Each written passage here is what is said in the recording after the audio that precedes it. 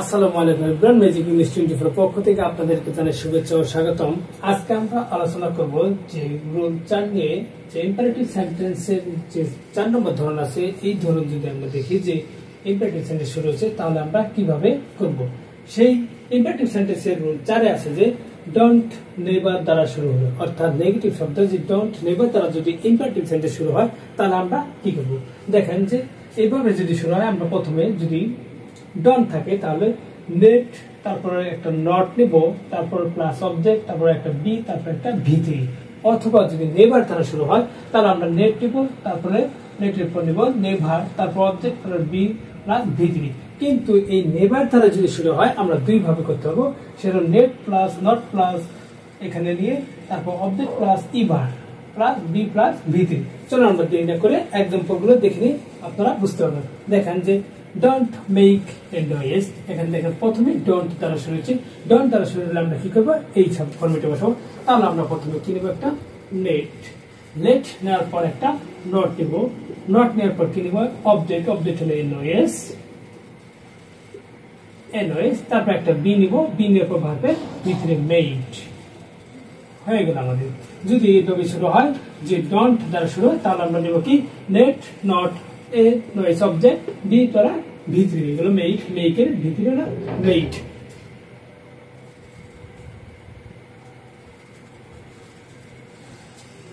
তারপর দেখেন যে এখানে আমরা দেখতে পারি যে নেভার টেল এ লাই, এখানে কি দ্বারা শুরু হচ্ছে, আবার নেভার দ্বারা শুরু হচ্ছে। নেভার দ্বারা শুরু আমরা দুই ভাবে করতে পারি। তাহলে আমরা প্রথম নেব, আগে করি। দেখেন প্রথম আমরা নেব লেট, লেটের পর নেব কি নেভার, নেভার পর কি আছে অবজেক্ট এ লাই, নেওয়ার পর বি নিব, বি এর পর একটা ভার্বের ভি3 নিব টেল, টোল্ড, ভার্ব ভি3 হলো টোল্ড।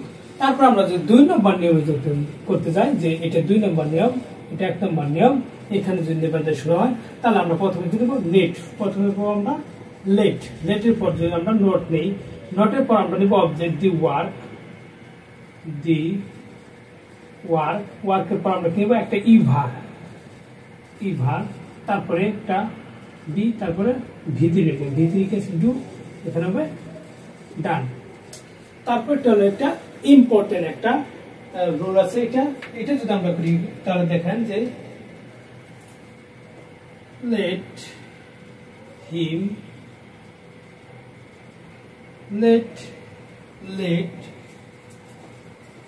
them not help। এখানে দেখেন যে নটটা হচ্ছে প্রোনাউনের পরে। আপনারা মনে রাখবেন যে এখানে নোটটা হলো, আসল নোটটা হলো যে ডু নট দিয়ে যদি শুরু হয়, তাহলে প্রোনাউনের পরে নট বসে।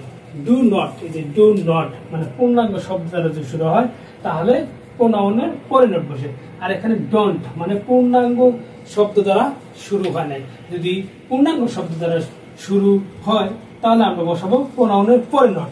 আর যদি পূর্ণাঙ্গ না দ্বারা শব্দ দ্বারা শুরু হয়, তাহলে আমরা বসাবো লেটের পরে। এই যে লেটের টু দ্বারা শুরু, লেটের পরে বসছে, কিন্তু এখানে পূর্ণাঙ্গ শব্দ বসছে দেখে এটা প্রোনাউনের পরে বসছে। এই নোটটা আসলে আপনারা বুঝতে পারছেন।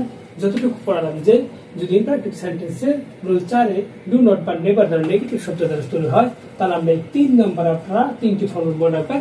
3টি ফর্মুলাতে আপনারা এই 4টা অপশন যে আমি এক্সাম্পল দিলাম, এগুলো মনে রাখবেন। আশা করি সবাই বুঝতে পারছেন। সবাই ভালো থাকবেন, সুস্থ থাকবেন। দেখা হবে পরবর্তীতে ক্লাসে। আল্লাহ হাফেজ।